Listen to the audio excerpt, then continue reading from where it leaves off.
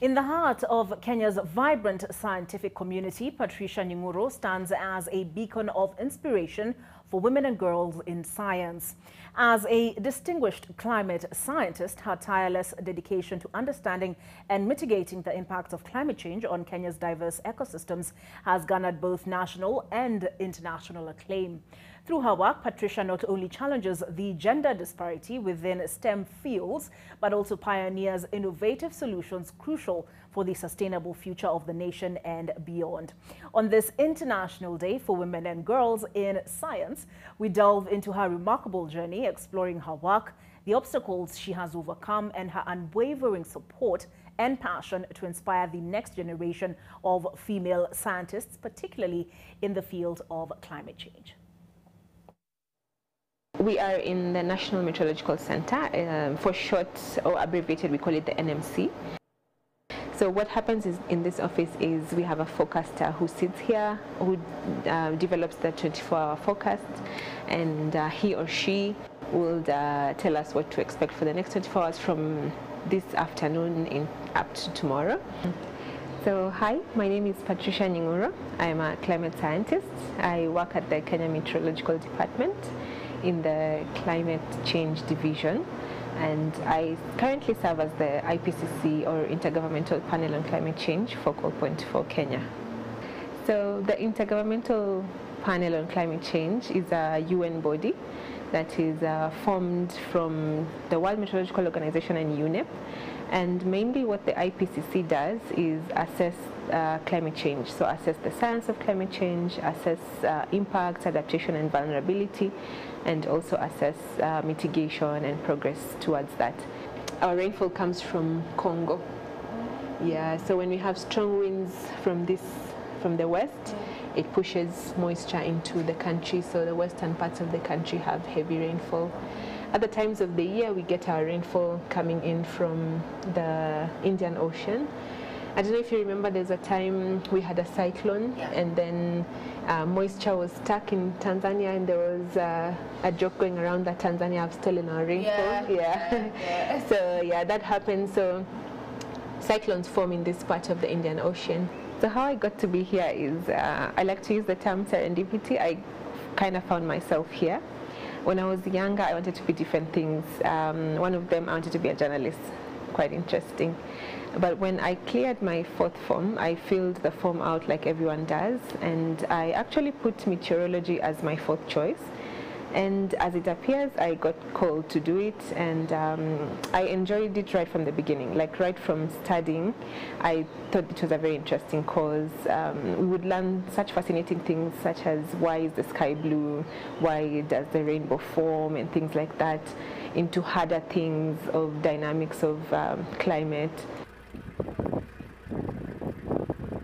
The work that the IPCC does is very important because around us a lot, especially in this part of the world, we see impacts of climate change.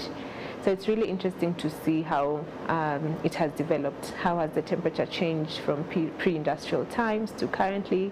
What are the impacts that we're seeing at a global level and also at the local scale?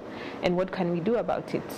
What can we do to adapt to the changes, and what can we do to slow down the changes?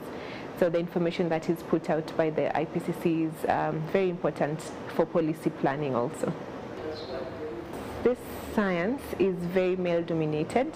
At least now things have changed, where we have more women practicing as meteorologists, as climate scientists, especially in this part of the world and in Kenya. But when I was doing my undergraduate, we were only 3 ladies in class, and that was a class of about 30 people. So it was very male-dominated. After I started the course, I knew one other meteorologist who was a female, but I did not have access to her. So there was really very little guidance, very little mentorship. And so I've basically, for the most part, had to figure my way out.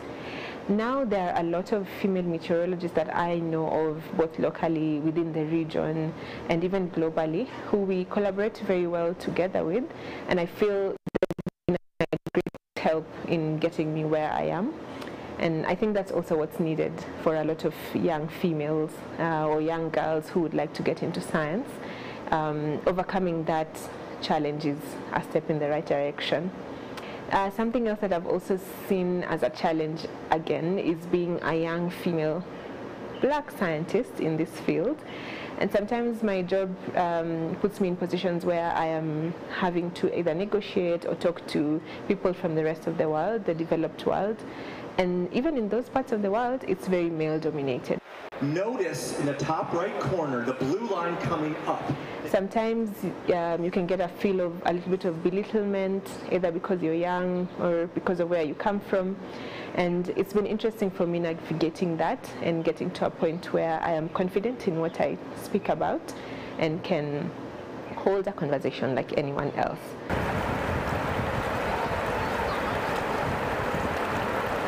It is common knowledge that climate change affects the genders differently, and there are very few who advocate for women in terms of learning how climate change affects them at the local scale and even at more broader scale. So practicing or documenting how climate change is impacting women and children and the most vulnerable at that level is an opening that exists. But also, there are a lot of women nowadays in science, and there is the opportunity to learn and get a mentor and get someone who can guide your steps. So I feel like at this point, a young girl looking to get into science should not be afraid of what the future looks like, but they should be confident that they can get people to kind of guide them along the way. If I compare when I went to school, which is, I graduated in 2010 with my undergraduate, and now looking at the meteorology classes at the university, it's really encouraging to see how many women are taking up, or young girls are taking up the science. Then we were just 3 in a class of about 30. Now if you walk into a med class, you're likely to find almost half-half in terms of young girls and young men. Although there's still room for improvement, some classes will have just slightly less, but I would say that it's a great win for the science that we have more women practicing, or learning to practice. Yeah. So what would I tell a young girl who's looking to be a climate scientist? It's not a walk in the park, for one. Interestingly, it's a lot of mathematics, a lot of physics, which predominantly we are made to believe is the preserve of men.